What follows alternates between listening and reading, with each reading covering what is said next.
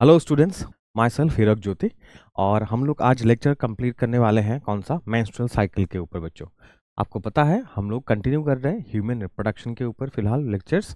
और अगर आपको मेंस्ट्रुअल साइकिल समझना है तो फिर आई सजेस्ट कि आप लोग इससे पहले का लेक्चर जो oogenesis के ऊपर है वो आप एक बार देख लो, क्योंकि ये पूरा कॉन्सेप्ट जो है उसके साथ लिंक्ड है बच्चों। इसका लिंक आपको आई बटन में मिल जाएगा, और नहीं तो आप लोग हमारे प्लेलिस्ट में जाके भी देख सकते हो। अगर आपने oogenesis किया हुआ है देन इट्स वेरी गुड। अच्छा, अब मेंस्ट्रुअल साइकिल जो है बच्चों वो क्या है, एग्जाम पॉइंट ऑफ व्यू से बहुत इंपॉर्टेंट है, भले ही वो नीट हो या फिर बोर्ड हो। तो अच्छे से आप लोग ध्यान देना। अब इसमें 4 अलग अलग फेजेस आता है, इन 4 फेजेस को हम लोग कवर करेंगे। उससे पहले मैं कुछ बेसिक नॉलेज आपको देना चाहता हूँ। अगर किसी को बिल्कुल आइडिया नहीं है मेंस्ट्रुअल साइकिल क्या है, तो थोड़ा सा बेसिक इन्फॉर्मेशन हम लोग ले लेते हैं बच्चों। तो 2 वर्ड पहले आपको जानना है, एक है मिनार्क और एक को कहा जाता है मेनोपॉज कहा जाता है। मिनार्क क्या है, जब पहली बार मेंस्ट्रुअल साइकिल होता है एक लड़की के लाइफ में, जो पहला पीरियड जो कहते हैं वो लोग जब होता है, तो उसको कहा जाता है मिनार्क कहा जाता है। इसका मतलब ये है कि पहली बार क्या है, लड़की के यूट्रस के अंदर ब्लीडिंग हुआ है, जो यूट्रस का अंदर का लेयर है एंडोमेट्रियम ब्रेक हुआ है, और ओव्यूलेशन पहली बार लड़की के बॉडी में हुआ है। तो ये जो पहली बार होता है उसको क्या कहा जाता है, मिनार्क कहा जाता है। उसका प्रॉपर यहाँ पर डेफिनेशन मैंने दिया है, प्रॉपर डेफिनेशन एनसीईआरटी में बच्चों नहीं है, आप लोग लिख लेना, ठीक है। अच्छा, फिर मेनोपॉज क्या है, आपको मैंने पहले के लेक्चर्स में कहा है कि लड़कों का स्पर्मेटोजेनेसिस वो थ्रू आउट लाइफ चलता है आफ्टर प्यूबर्टी, लेकिन लड़कियों का ऐसा सीन नहीं है। लड़कियों का एक एज के बाद क्या हो जाता है, ओव्यूलेशन बंद हो जाता है, और ओवरीज के अंदर ये सब एस्ट्रोजन प्रोजेस्टेरॉन ये सब हार्मोन बनना भी क्या हो जाता है, सीज हो जाता है। और इसका मतलब ये हो जाता है कि that particular female can not be a biological mother anymore. इसको हम लोग कहते हैं क्या, मेनोपॉज कहा जाता है। और एज पर एनसीईआरटी बुक में लिखा गया है, एज पर एनसीईआरटी ये कब होता है, एट द एज ऑफ 50 होता है बच्चों, ठीक है। एनसीईआरटी ने एकदम पिन पॉइंट कर दिया एट द एज ऑफ 50। वैसे हम लोग मान के चलते हैं कि ये 45 to 50 के अंदर होता है, लेकिन अगर ऑप्शन आया नीट में तो फिर एनसीईआरटी वाला ही मानना है। अच्छा, अब फिर इन दोनों के बीच में, मतलब मिनार्क और मेनोपॉज का बीच का जो स्टेज है उसको एक लड़की के लाइफ का क्या कहा जाता है, रिप्रोडक्टिव स्टेज या फिर रिप्रोडक्टिव लाइफ कहा जाता है। मतलब यही वो फेज है जिस फेज में एक लड़की क्या ओवुलेशन होता है, ओवुलेशन करती है ओवेरी उनका, और उनका यूटरस मंथली एक सर्टेन टाइम पे खुद को रेडी करता है फॉर व्हाट, प्रेगनेंसी। और रिप्रोडक्टिव एबिलिटी इसी टाइम पे उनके बॉडी में है, इससे ना पहले था मिनार्क से, ना मेनोपॉज के बाद होगा। अच्छा, अब इन दोनों के कॉन्टेक्स्ट में हम लोग मेंस्ट्रुअल साइकिल को कैसे डिफाइन करते हैं, फिर से डेफिनेशन यहाँ पर बढ़िया से लिखा गया है। मेंस्ट्रुअल साइकिल का भी डेफिनेशन एनसीईआरटी में बढ़िया से नहीं दिया गया है, आप लोग लिख के रखना, फिर से बता रहा हूँ। देखो मेंस्ट्रुअल साइकिल क्या है, मेंस्ट्रुअल साइकिल में खाली ऐसा नहीं कि जो ब्लीडिंग होता है महीने में, हर महीने में जो ब्लीडिंग होता है उसी को मेंस्ट्रुअल साइकिल कहा जाता है, नहीं। वो ब्लीडिंग वाला फेज तो क्योंकि बाहर होता है वो हमें पता चलता है, लेकिन उसके अलावा और बहुत सारी चीज़ें हैं जो हर मंथ बॉडी के अंदर, फीमेल के बॉडी के अंदर चेंज होता है just to prepare for pregnancy. जैसे हर महीने एक ओवेरी के अंदर क्या बनेगा, ओवम बनेगा उनका। ये ओवम बनने के लिए oogenesis चलेगा, और oogenesis पढ़ाते टाइम मैंने आपसे कहा था कि ओवम के साथ साथ फॉलिकल्स का भी बनना जरूरी है, किसके अंदर, ओवेरी के अंदर। तो ये सब होगा, फिर ओव्यूलेशन होगा हर महीने, फिर एंडोमेट्रियम को रेडी करना रहता है। अगर इम्प्लांट हो गया तो फिर एम्ब्रायो को खाना चाहिए होगा, ऑक्सीजन चाहिए होगा, ये सब कुछ रेडी करता है बॉडी हर महीने। तो ये सब जो चेंज आता है, कहाँ कहाँ चेंज आया, ओवेरी में चेंज आया, फिर हार्मोन्स में चेंज आया, ओवेरी को सिग्नल देने वाला हार्मोन कहाँ से रिलीज होता है, पिट्यूटरी, वहाँ पर हार्मोनल लेवल में चेंज आया। ये जो चेंजेस आता है, यूट्रस में चेंज आया, हर महीने ये जो साइक्लिकल पैटर्न में चेंज आते रहता है, उसी को क्या कहा जाता है, मेंस्ट्रुअल साइकिल कहा जाता है। और menstrual cycle is an indicative of what, reproductive age of a female, मतलब उनके बॉडी में रिप्रोडक्शन अभी पॉसिबल है, ठीक है। तो ये मेंस्ट्रुअल साइकिल का यहाँ पर डेफिनेशन और बेसिक आपको दिया गया है। अब मेंस्ट्रुअल साइकिल को एनसीईआरटी में बहुत ज़्यादा समराइज किया गया है, और उन लोगों ने बहुत ज़्यादा स्मार्टली एक ग्राफिकली रिप्रेजेंट करके बहुत सारा इन्फॉर्मेशन ग्राफ में दे दिया है। अब ये टीचर का काम बनता है कि ग्राफ को अच्छे से एक्सप्लेन करे और वो चीज़ें आपको समझाए जो यहाँ पर थ्योरी में नीचे नहीं लिखा गया है। ठीक, हर चीज़ हम लोग अच्छे से करेंगे। फिर से मैं बेसिक से स्टार्ट करता हूँ। अब ये ग्राफ कैसे इंटरप्रेट करना है वो हम लोग देखेंगे। पहले तो आप लोग समझो कि इसमें क्या है, 4 अलग अलग स्टेजेस हैं जो ग्राफ में लिखा गया है। एक है, पहला फेज है क्या, मेंस्ट्रुएशन, फर्स्ट फेज मेंस्ट्रुएशन। अब देखो ये साइक्लिक प्रोसेस है तो यहाँ पर फर्स्ट सेकंड कुछ होता है नहीं।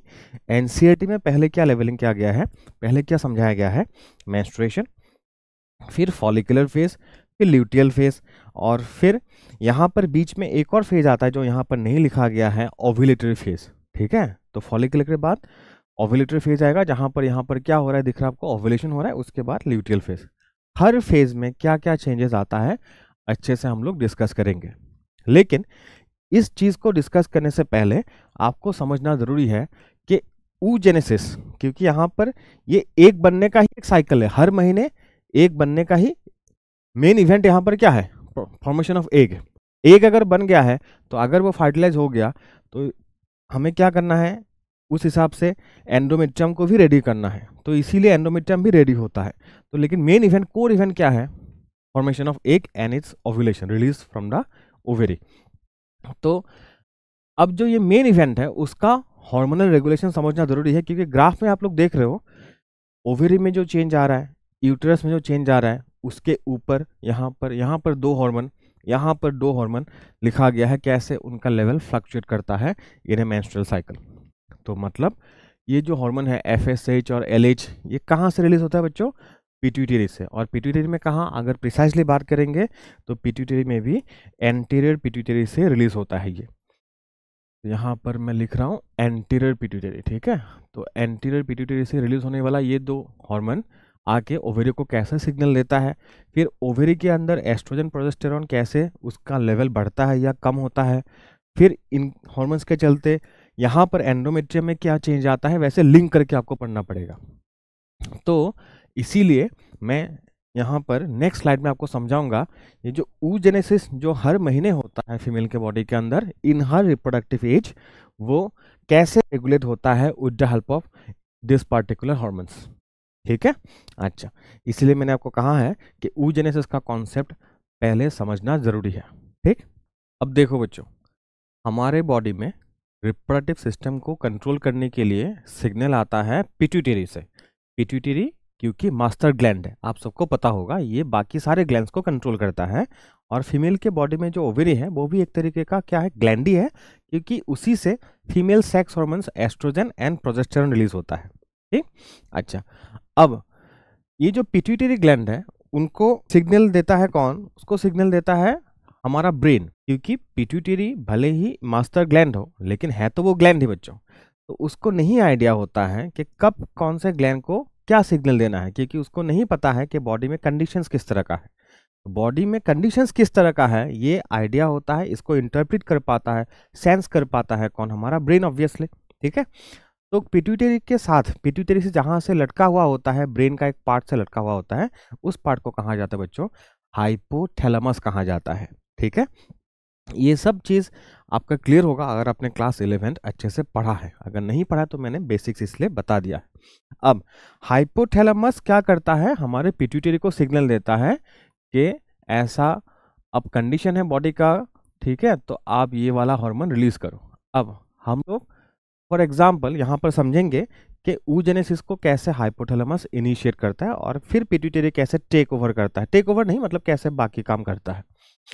तो हाइपोथैलेमस से एक हार्मोन रिलीज होगा और वो सिग्नल देता है किसको, पिट्यूटरी को। जैसे मैंने अभी कहा पिट्यूटरी का 2 पार्ट होता है बच्चों, और किसको सिग्नल मिलता है, एंटीरियर पिट्यूटरी को सिग्नल मिलता है। सेम सीन था किसके साथ, स्पर्मेटोजेनेसिस के साथ भी सेम ही सीन था, लेकिन वहाँ पर एनसीईआरटी में स्पर्मेटोजेनेसिस का जो हार्मोनल रेगुलेशन है उसको प्रॉपर एक पैराग्राफ में डिस्कस किया गया है, लेकिन oogenesis के हार्मोनल रेगुलेशन को प्रॉपर डिस्कस नहीं किया गया है, जबकि ये करना चाहिए, हमें समझना चाहिए। अब हाइपोथैलेमस एक हार्मोन रिलीज करता है जिसको कहा जाता है गोनाडोट्रोपिन रिलीजिंग हार्मोन कहा जाता है। ये जब सिग्नल देता है पिट्यूटरी को, तो पिट्यूटरी क्या रिलीज करता है बच्चों, गोनाडोट्रोपिन रिलीज करता है। ठीक है, गोनाडोट्रोपिन्स का मतलब होता है गोनेड्स को स्टिमुलेट करने वाला हार्मोन। गोनेड मतलब क्या चीज? टेस्टिस और ओवेरी को ह्यूमंस में गोनाड्स भी कहा जाता है। जहां गेमेट प्रोडक्शन होता है उसी को गोनाड कहा जाता है। तो गोनाड को स्टिमुलेट करने वाला हार्मोन रिलीज होगा कहां से? पिट्यूटरी से। पिट्यूटरी ये हार्मोन कब रिलीज करेगा बच्चों? जब उनको सिग्नल देगा हाइपोथैलेमस। और हाइपोथैलेमस कैसे सिग्नल देता है?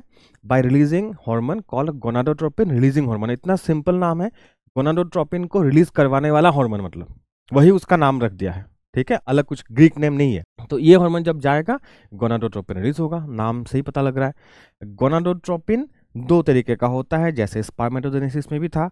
एक है बच्चों क्या? एलएच, और एक है आपका एफएसएच। एलएच का पूरा नाम है ल्यूटिनाइजिंग हार्मोन, एफएसएच का पूरा नाम है फॉलिकल स्टिमुलेटिंग हार्मोन।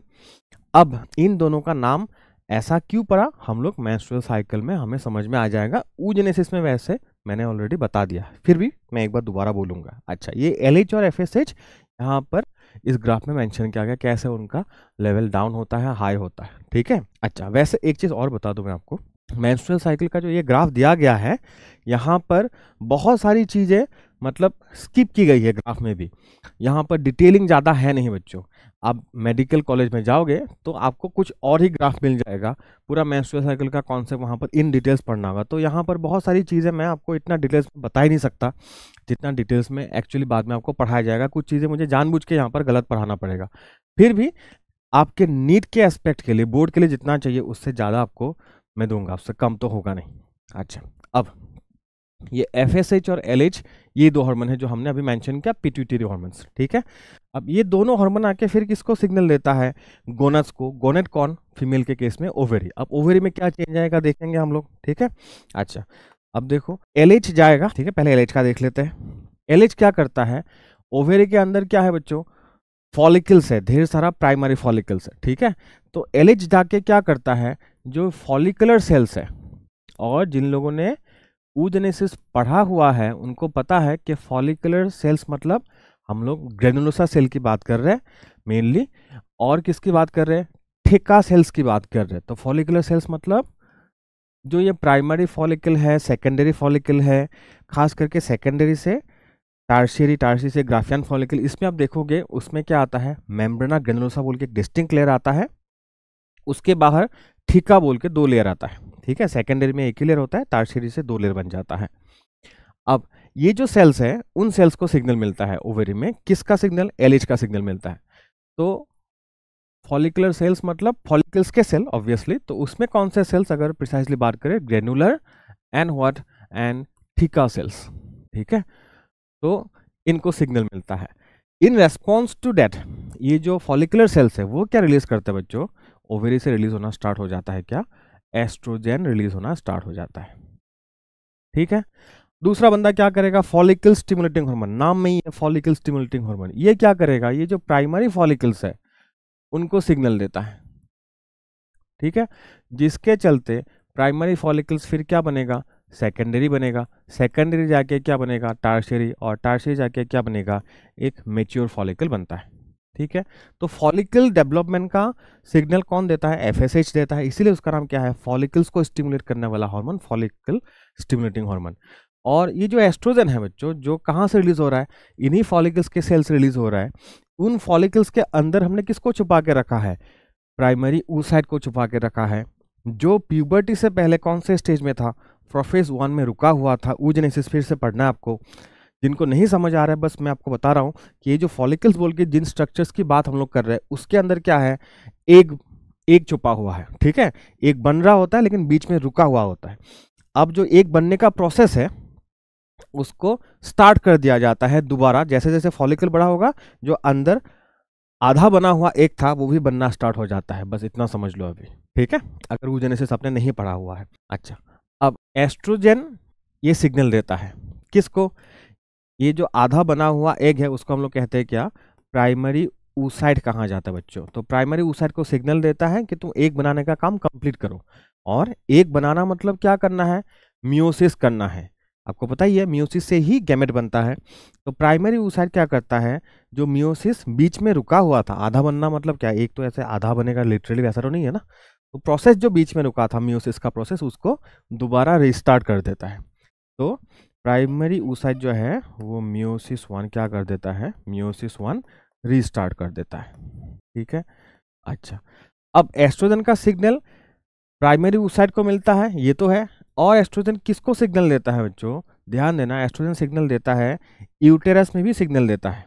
यूटेरस में किसको, एंडोमेट्रियल सेल्स को सिग्नल देता है। ठीक है, जो एंडोमेट्रियल सेल्स है, एंडोमेट्रियल मतलब यूटेरस का अंदर का लेयर, जिनको नहीं पता, तो वो सेल्स क्या करता है, इन रेस्पॉन्स टू एस्ट्रोजन वो डिवाइड करता है और फिर एंडोमेट्रियम आहिस्ता आहिस्ता बड़ा होने लगता है। ठीक है, तो एंडोमेट्रियल सेल्स क्या करता है, आहिस्ता आहिस्ता बड़ा होने लगता है, मतलब उसको क्या कहा जाता है, प्रोलिफरेशन होता है। प्रोलिफरेशन मतलब उनका ग्रोथ होना। ठीक है, उसका प्रोलिफरेशन होगा। ठीक है, अच्छा ये थोड़ा सा हमें बेसिक समझ में आ गया। अब देखो, एक तो हार्मोन हो गया कौन, एस्ट्रोजन, जो ओवेरी से रिलीज होता है और कहाँ से, फॉलिकुलर सेल से रिलीज होता है। अच्छा, तो इसको थोड़ा सा मैंने हाईलाइट कर दिया। अब आपके दिमाग में भी क्वेश्चन आ सकता है, ये सारा हार्मोन तो सर ने लिख दिया, लेकिन एक और हार्मोन जो मैंने पहले नाम लिया था, कौन सा, प्रोजेस्टेरॉन, वो कहीं यहाँ पर चार्ट में आपको दिख ही नहीं रहा है। ठीक है, अब देखो प्रोजेस्टेरॉन क्या है, प्रोजेस्टेरॉन एक सर्टेन स्टेज पे ही मेंस्ट्रुअल साइकिल में रिलीज होता है। कब, फिर से हम लोग ग्राफ देखेंगे। ठीक है, ग्राफ में आप लोग देखोगे कि यहाँ पर देखो, ये जो स्टार्टिंग वाला फेज है, इसको दो पार्ट में हमने डिवाइड कर दिया मेंस्ट्रुअल साइकिल को। फर्स्ट फेज में देखो प्रोजेस्टेरॉन मिनिमल लेवल पे बॉडी में मेंटेन होता है। एस्ट्रोजन आहिस्ता आहिस्ता बढ़ते रहता है। एस्ट्रोजन आहिस्ता आहिस्ता क्यों बढ़ा बच्चों, क्योंकि उस टाइम पे देखो ओवेरी के अंदर फॉलिकल्स आहिस्ता आहिस्ता बड़ा हो रहा है। दिख रहा है आपको, फॉलिकल्स जैसे जैसे बड़ा होगा, क्योंकि इन्हीं फॉलिकुलर सेल से क्या रिलीज होता है, एस्ट्रोजन, तो इसीलिए एस्ट्रोजन का लेवल भी आहिस्ता आहिस्ता बड़ा हो रहा है। अब उसके बाद देखो प्रोजेस्टेरॉन कब बढ़ा, इस लास्ट फेज में बढ़ा, ल्यूटियल फेज में बच्चों। ठीक है, ध्यान देना। अब प्रोजेस्टेरॉन एक्चुअली रिलीज होता है कहाँ से, कॉर्पस ल्यूटियम से रिलीज होता है। इसको सिग्नल कौन देता है, एलएच ही सिग्नल देता है। लेकिन एलएच जब ब्लड में बहुत ज्यादा होता है, जैसे यहाँ पर आपने देखा, तब क्या होता है, ये बनता है और फिर इससे रिलीज होता है क्या, प्रोजेस्टेरॉन रिलीज होता है। प्रोजेस्टेरॉन इस वक्त रिलीज होकर करता क्या है, जानना जरूरी है। प्रोजेस्टेरॉन ये जो एंडोमेट्रियम बनते हुए ग्रो होते हुए आ रहा ना, उस एंडोमेट्रियम में ब्लड सप्लाई को मेंटेन करता है बच्चों। एंडोमेट्रियम ने बहुत बड़ा एंडोमेट्रियम बना दिया, लेकिन उसमें प्रॉपर ब्लड सप्लाई ही नहीं है, तब तो फिर वो हेल्दी एंडोमेट्रियम नहीं बनेगा। अगर हेल्दी एंडोमेट्रियम नहीं बना बच्चों, तो फिर क्या होगा, एंडोमेट्रियम में प्रॉपर न्यूट्रिएंट्स, प्रॉपर ऑक्सीजन वो सप्लाई नहीं हो पाएगा। और अब मान लो कल को इम्प्लांटेशन मतलब प्रेगनेंसी हो भी गया, तो फिर बाद में क्या हो जाएगा, मिसकैरेज हो जाएगा, जो आजकल बहुत कॉमन केस है। ठीक है, अच्छा अब प्रोजेस्टेरॉन कहाँ से रिलीज होता है, कब होता है, समझ में आ गया, फंक्शन क्या है समझ में आ गया। एंडोमेट्रियम को बनाता कौन है बच्चों, एस्ट्रोजन। यहाँ पर देखो एस्ट्रोजन आहिस्ता आहिस्ता ज़्यादा हो रहा है, उसी हिसाब से जो एंडोमेट्रियम है वो भी आहिस्ता आहिस्ता बड़ा हो रहा है। ध्यान देना ये सब चीज़ों को। उसके बाद इसके अंदर जो ये सब बना हुआ है ना, कुछ वेन जैसा, ये सब क्या है, आर्टरीज एंड वेन्स है, ब्लड वेसल्स ही है बेसिकली।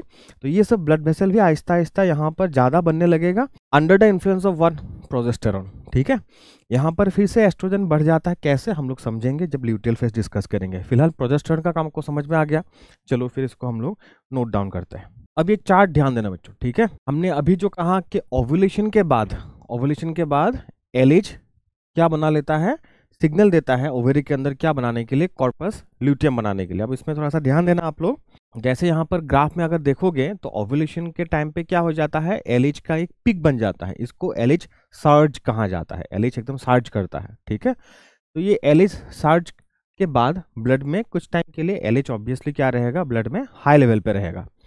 अब ये हाई लेवल ऑफ एलएच जो है वो क्या करता है, ओव्यूलेशन में क्या होता है बच्चों, ये जो मेच्योर फॉलिकल है, फॉलिकल जब पूरा बड़ा बन चुका होता है, उसके बाद वो फॉलिकल पक जाता है, ऐसे आप सोच सकते हो, और फिर वो पका हुआ जो फॉलिकल है वो रप्चर कर जाता है, जिससे अंदर का अंडा वो निकल आता है ओवेरी से, उसको कहा जाता है बच्चों ओव्यूलेशन कहा जाता है। आ गया समझ।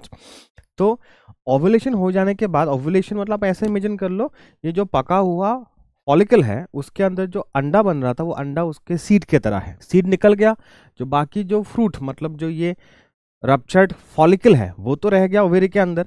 वो जो बचा हुआ फॉलिकल का पार्ट है उसको मैंने यहाँ पर चार्ट में क्या लिखा है, रेमनेंट्स ऑफ फॉलिकल लिखा है बच्चों। ठीक है, ये जो रेमनेंस ऑफ कौन सा फॉलिकल? मैच्योर फॉलिकल का एक और नाम है क्या? Graafian follicle. तो ग्राफियन फॉलिकल का जो बचा कुचा पार्ट रह गया किसके अंदर? ओवेरी के अंदर। उसको ये जो LH का हाई लेवल है ब्लड में, वो उसके चलते ये जो फॉलिकल है वो अब चेंज होने लगता है। फॉलिकुलर सेल्स अब कुछ येलो कलर का नए सेल्स में कन्वर्ट हो जाता है। क्योंकि सेल्स अब येलो कलर का होने लगा, तो फिर अब जो नया स्ट्रक्चर बनता है वो भी येलो कलर का बनता है। ये जो येलो कलर का नया स्ट्रक्चर बनता है उसका नाम कुछ और नाम नहीं दिया है, बस नाम ग्रीक में है, लेकिन अगर मतलब समझोगे उसका नाम भी क्या है? कॉर्पस ल्यूटियम है। तो उसका मतलब ही है क्या? कॉर्पस का मतलब होता है बॉडी और ल्यूटियम मतलब होता है येलो कलर्ड। ठीक है, तो corpus luteum yellow coloured body एक बनता है।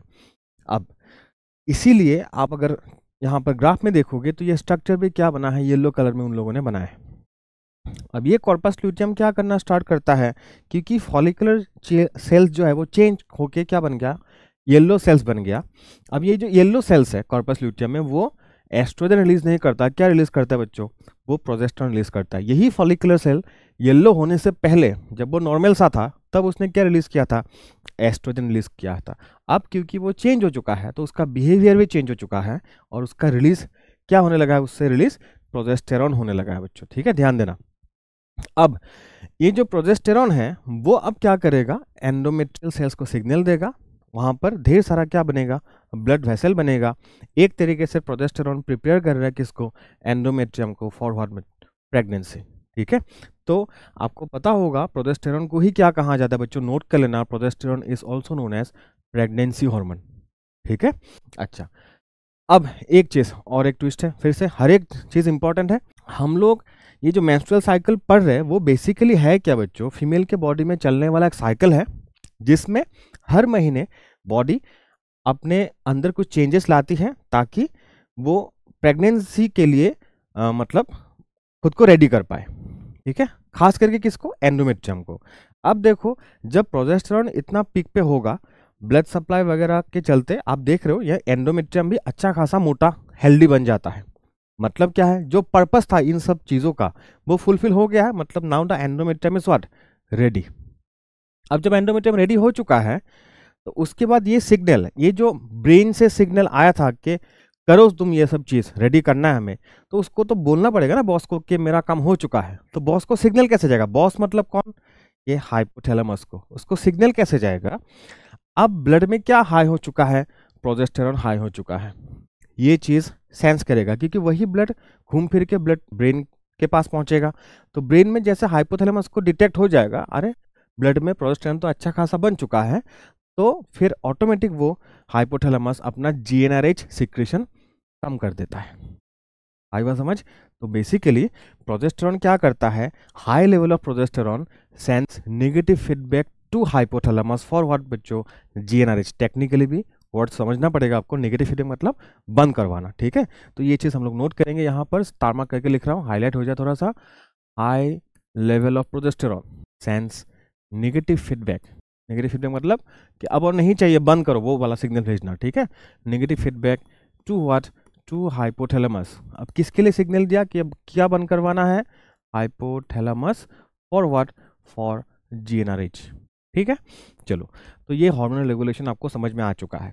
अब वापस आते हैं हम लोग चार्ट में। चार्ट में अगर देखोगे, मतलब ग्राफ में अगर देखोगे कि चलो प्रोजेस्टेरॉन हाई हो गया due to secretions from what? Corpus luteum. उसके बाद फिर ये एस्ट्रोजन कहाँ से आया बच्चों? इस वक्त एस्ट्रोजन कहाँ से आया है मैं समझाता हूँ। LH जब बहुत ज्यादा रहता है तब ये ल्यूटिन सेल्स, येलो सेल्स बनता है और ये येलो बॉडी बनता है। लेकिन LH जो यहाँ पर बढ़ा उसके बाद तो और बहुत ज्यादा नहीं बढ़ा ना, LH आहिस्ता आहिस्ता कम होने लगा। क्यों कम होने लगा और क्यों नहीं बढ़ रहा है? क्योंकि प्रोजेस्टेरॉन क्योंकि यहाँ पर हाई हो चुका है, उसने नेगेटिव फीडबैक भेज दिया। तो अब GnRH कम, तो फिर ऑब्वियसली क्या हो जाएगा? पिट्यूटरी को सिग्नल नहीं मिल रहा है तो पिट्यूटरी भी LH FSH क्या कर देगा? कम कर देगा। अच्छा, तो नया फॉलिकल भी नहीं बन रहा है, FSH नहीं है और LH नहीं है, LH कम हो रहा है, तो इसको मेंटेन करने वाला बंदा भी कोई नहीं है। तो ये आहिस्ता आहिस्ता अपने ओरिजिनल नेचर में आ जाएगा। ओरिजिनल नेचर क्या था? फॉलिकुलर सेल था ये पहले, तो वापस फॉलिकुलर सेल जैसा बिहेव करेगा। मतलब क्या? ये क्या कर रहा है? एस्ट्रोजन रिलीज कर रहा है। तो इसीलिए यहाँ पर एस्ट्रोजन का सेकेंड पीक आ गया, पहला पीक ये था। ठीक है, प्रोजेस्टेरॉन अब कम होने लगा है क्योंकि अब कॉर्पस ल्यूटियम जो येलो सेल्स है वो आहिस्ता आहिस्ता क्या बनने लगा है? फॉलिकुलर सेल बनने लगा है। येलो सेल्स ही प्रोजेस्टेरॉन रिलीज करता है, फॉलिकुलर सेल तो करता नहीं है। तो इसलिए प्रोजेस्टेरोन कम होने लगा।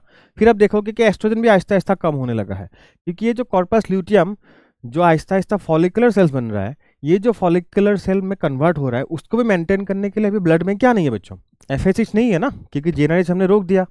तो इसलिए आहिस्ता आहिस्ता क्या हो जाएगा, एस्ट्रोजन भी क्या हो जाएगा, कम हो जाएगा। ठीक है, तो ये एक सिलसिला कहाँ से शुरू हुआ, ये नेगेटिव फीडबैक से। Because of this negative feedback progesterone down होने लगेगा, और क्योंकि प्रोजेस्टेरोन डाउन होने लगेगा बच्चों, तो यहाँ पर ब्लड सप्लाई बंद नहीं हो जाएगा आहिस्ता आहिस्ता, कहाँ, एंडोमेट्रियम में। अब एंडोमेट्रियम इतना हेल्दी हमने टिश्यू बना लिया था, बढ़िया ताज़ा एकदम जूसी टिश्यू एक बना लिया था हमने, जो कुछ कुछ सीक्रेट भी करते रहता है, खाना वगैरह। ठीक है, इसीलिए उसको सीक्रेटरी एंडोमेट्रियम भी कहा जाता है, इसीलिए इस फेस का नाम सीक्रेटरी फेस भी है। अब इस एंडोमेट्रियम को ही खाना मिलना बंद हो गया, क्योंकि ब्लड सप्लाई बंद कर दिया हमने। Because of this lack of blood supply अब क्या हो जाएगा, एंडोमेट्रियम ब्रेक होने लगेगा बच्चों। ये जो डेड एंडोमेट्रियम है वही अब along with blood and mucus uterus से आहिस्ता आहिस्ता थ्रू वेजाइना बॉडी के बाहर निकलने लगेगा। तब हम लोग कहेंगे क्या शुरू हो चुका है, ब्लीडिंग पीरियड, या फिर in biological term menstruation start हो चुका है। समझ में आ रहा है मेंस्ट्रुएशन कैसे स्टार्ट होता है? तो मैंने ये पूरा आपको ओवरव्यू दे दिया है बच्चों। ठीक है, अब हम लोग एक एक करके फेज में कहाँ क्या होता है एक बार फिर से समझेंगे, लिखेंगे, और एक बार सारा चीज़ें फिर से हम लोग रैप अप करेंगे। चलो, तो मेंस्ट्रुअल साइकिल में अभी कौन कौन सा फेज है, चलो। तो ये रहे 4 फेजेस ऑफ बच्चों मेंस्ट्रुअल साइकिल। ठीक है, जैसे एनसीईआरटी में दिया हुआ है।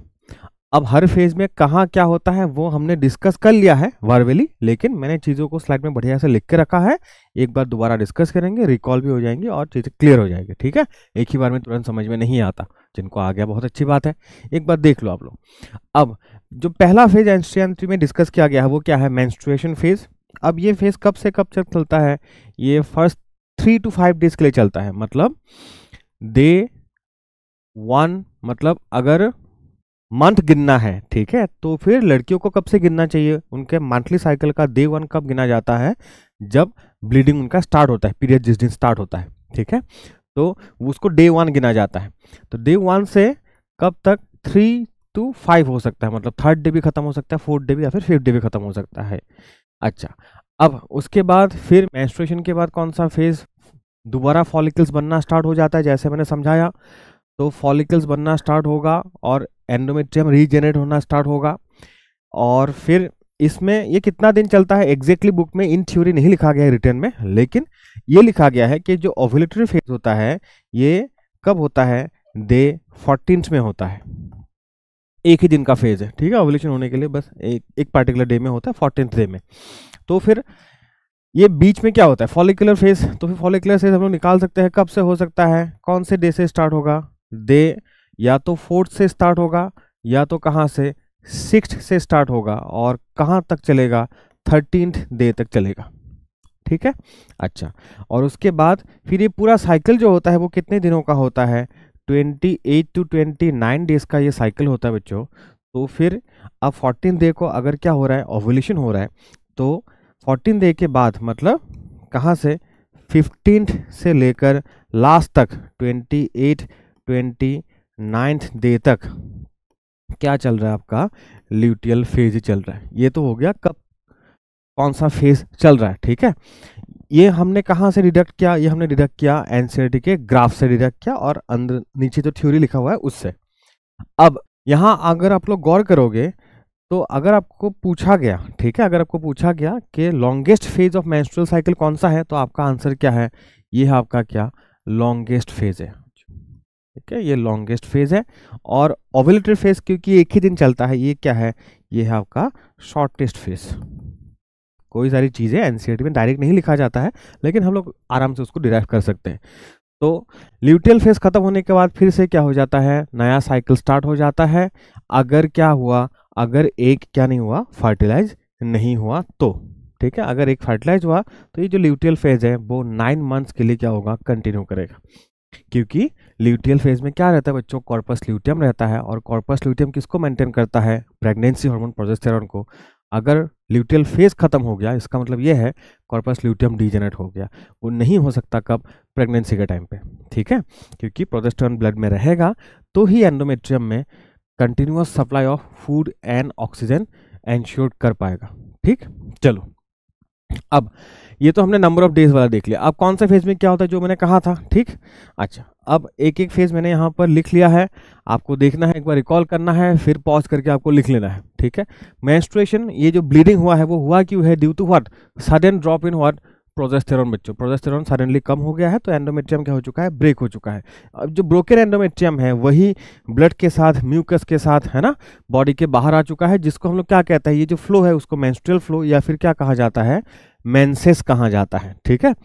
अच्छा, तो चलो इसको भी ऐड कर देता हूं। The fluid that comes out is called what, menses, या फिर उसको क्या कहा जाता है, मेंस्ट्रुअल फ्लो कहा जाता है, ठीक है। फिर दो तीन चीजें और लिखा हुआ है एनसीईआरटी में कि ये मेंस्ट्रुअल फ्लो या फिर मेंसेस तभी होगा अगर एक क्या नहीं हुआ है, फर्टिलाइज नहीं हुआ है तब, जैसे मैंने अभी आपसे कहा। और अगर मेंस्ट्रुएशन नहीं हुआ है, ठीक है, मेंस्ट्रुएशन नहीं हुआ है तो इसका मतलब क्या है, प्रेगनेंसी हुआ है, मोस्ट पॉसिबल कॉज यही है। हाँ, हालांकि कई बार स्ट्रेस वगैरह के चलते भी थोड़ा 19-20 हो जाता है, और अगर हेल्थ सही नहीं है, पोर हेल्थ, पीसीओडी वगैरह, पीसीओएस वगैरह आजकल बहुत कॉमन होता है लड़कियों में, उसके चलते भी मेंस्ट्रुएशन कई बार इरेगुलर हम लोग देखते हैं, ठीक। तो ये था मेंस्ट्रुएशन। मेंस्ट्रुएशन के बाद जो नेक्स्ट फेज, मेंस्ट्रुएशन मतलब क्या, जो अंडा पिछली बार बना था वो फर्टिलाइज नहीं हुआ, हमने निकाल दिया, फिर से अंडा बनाना है अभी, तो फिर से अंडा बनाना है तो किसके अंदर बनेगा, फॉलिकल के अंदर बनेगा, जैसे मैंने आपको कहा अभी। अच्छा, लेक्चर के फर्स्ट पार्ट में। तो अब देखोगे आप लोग, ये सब मैंने लिख के रखा है। फॉलिकुलर फेज में होता क्या है, क्योंकि अभी जो मेंस्ट्रुएशन हुआ है उस वक्त क्या था, ब्लड में प्रोजेस्टेरॉन बहुत कम था। ये जो कंटिन्यूअसली प्रोजेस्टेरॉन इतना कम था, लास्ट कितने दिनों के लिए, 3 to 5 डेज में प्रोजेस्टेरॉन ब्लड में था ही नहीं। प्रोजेस्टेरॉन ही है जो रोक के रखता है किसको, हाइपोथैलेमस को, जीएनआरएच सिक्रीशन प्रिवेंट करवाता है। अब प्रोजेस्टेरॉन 3 से 5 दिन तक के लिए था ही नहीं ब्लड में, ना के बराबर था, तो अब जीएनआरएच दोबारा स्टार्ट हो जाएगा सिक्रेट होना, कहाँ से, हाइपोथैलेमस से, ठीक है। क्योंकि जीएनआरएच इंक्रीज हो गया तो एफएसएच और एलएच भी क्या हो जाएगा, इंक्रीज हो जाएगा। एफएसएच आके सिग्नल लेगा किसको, फिर से प्राइमरी फॉलिकल्स को सिग्नल लेगा दूसरे ओवरी में, ऑल्टरनेट फैशन में चलता है, ठीक है। और फिर प्राइमरी फॉलिकल्स अपने बीच रेस लगाएगा, और 10 से 12 प्राइमरी फॉलिकल जिनको सिग्नल दिया जाता है उसमें से जाके कोई एक ही क्या बनेगा, मैच्योर ग्राफियन फॉलिकल बनेगा बच्चों, ठीक है। अच्छा, फिर जो उसका भाई है, एफएसएच का भाई एलएच, वो क्या करता है, ये जो फॉलिकुलर सेल्स है उनको सिग्नल देता है, तब फॉलिकुलर सेल्स क्या रिलीज करता है, एस्ट्रोजन रिलीज करता है। एस्ट्रोजन लेवल इसीलिए हम लोग देखेंगे इस फेज में आहिस्ता आहिस्ता इंक्रीज हो रहा है, जबकि प्रोजेस्टेरॉन लेवल एकदम मिनिमल पे ही मेंटेन है अभी भी, क्योंकि प्रोजेस्टेरॉन को सीक्रेट करने वाला बंदा वो कॉर्पस ल्यूटियम वो बाद में बनेगा, पहले बोला मैंने आपको। चलो, फिर ये जो एस्ट्रोजन रिलीज हो रहा है वो क्या करता है, इंपॉर्टेंट काम करता है, वो करता है ये जो प्राइमरी oocyte मियोसिस के बीच में रुका था उसको बोलता है कि भाई दोबारा काम शुरू करो, और क्या करता है, जो एंडोमेट्रियम अभी ब्रेक हो गया था उसको दोबारा रिपेयर करवाता है या फिर प्रोलिफरेट करवाता है, जिसके चलते इस फेज का एक और नाम क्या है, प्रोलिफरेटिव फेज भी है। कहा था मैंने, चलो ठीक है। अब जैसे ग्राफियन फॉलिकल बन जाएगा, मतलब फॉलिकल मैच्योर हो चुका है, पक चुका है, अब ये पका हुआ फॉलिकल क्या होगा, रप्चर होगा, ड्यू टू व्हाट, एलएच। आपको याद होगा तो हमने वही लिखा है नेक्स्ट फेज में, due to what, LH surge, तो ग्राफियन फॉलिकल क्या हो जाता है, रप्चर हो जाता है। यही सब क्वेश्चन आता है, ग्राफियन फॉलिकल रप्चर क्यों होता है, किस दिन होता है, ठीक है। अच्छा, अब जो रप्चर होगा ग्राफियन फॉलिकल, उसके अंदर से क्या निकलता है, हमने oogenesis में आपको स्पेसिफिकली कहा था, डायग्राम बना के मैंने आपको समझाया था हर फॉलिकल का, कि निकलने वाला जो पार्ट है उसमें secondary oocyte, first polar body, उसको घेर के कौन, जोना पेलोसिडा, जो ए सेलुलर एक लेयर होता है उसको घेर के एक सेलुलर लेयर, उसका नाम क्या था, कोरोनरी रहता, ये सब निकल जाता है, ठीक है। तो इस फेनोमेनन को क्या कहा जाता है बच्चों, ओव्यूलेशन। जैसे ओवरी से ओवम निकल जाएगा उसको तुरंत ऐसे टप करके कैच कर लेगा कौन, फिम्ब्री ऑफ इन्फेंटिबुलम, फैलोपियन ट्यूब खींच लेता है अपने अंदर, ठीक है। अच्छा, अब इस टाइम पे एलएच के साथ साथ, एलएच तो पीक पहुंच ही चुका है, एलएच के साथ साथ कौन, एफएसएच भी अपना पीक पहुंच जाता है, क्योंकि एलएच ही सिग्नल देता है एस्ट्रोजन रिलीज करने के लिए। तो इस वक्त एस्ट्रोजन भी क्या अपना पीक पहुंच जाता है, लेकिन ध्यान देना ये फर्स्ट पीक है, एक और पीक आता है कहाँ, ल्यूटियल फेज में, वो सेकंड पीक है।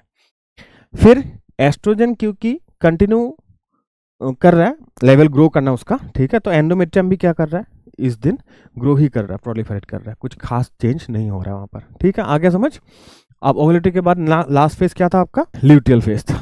ल्यूटियल फेज ही सबसे कॉन्सेप्चुअल है, तो यहाँ पर क्या हुआ, क्योंकि LH बहुत हाई है अभी अभी, है ना, कल परसों हाई हुआ है, तो इसके चलते ग्राफियन फॉलिकल जो रप्चर हो गया था, जो रप्चर्ड ग्राफियन फॉलिकल है उसमें जो सेल्स है वो अब चेंज हो जाता है, अचानक से येलो कलर का बनने लगता है, और एक येलो कलर का नया स्ट्रक्चर हमें दिखता है ओवरी के अंदर, जिसका नाम क्या है, कॉर्पस ल्यूटियम है बच्चों। तो ये जो कॉर्पस ल्यूटियम है, क्योंकि यहाँ पर अब सेल अलग है, उसका नेचर भी, सिक्रेटरी नेचर भी चेंज हो चुका है। वो क्या सिक्रेट करता है, पहले फॉलिकुलर सेल क्या करता था, एस्ट्रोजन, अब सिक्रेट करता है क्या, प्रोजेस्टेरॉन।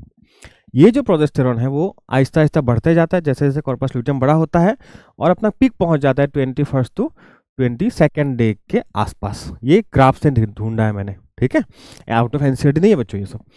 फिर ये प्रोजेस्टेरॉन करता क्या है, ब्लड सप्लाई मेंटेन करता है कहाँ पर, एंडोमेट्रियम में। फिर एंडोमेट्रियम खुद को रेडी कर पाता है, क्यों, किसके लिए, इम्प्लांटेशन के लिए, मतलब प्रेगनेंसी के लिए खुद को रेडी कर पाता है, ठीक है। एंडोमेट्रियम इतना ज़्यादा ब्लड सप्लाई उसको मिल जाता है कि एंडोमेट्रियम कुछ कुछ सीक्रेट करना भी रिलीज कर देता है, स्टार्ट कर देता है, तो इसीलिए इस फेज का दूसरा नाम क्या है, सिक्रेटरी फेज भी है, ठीक।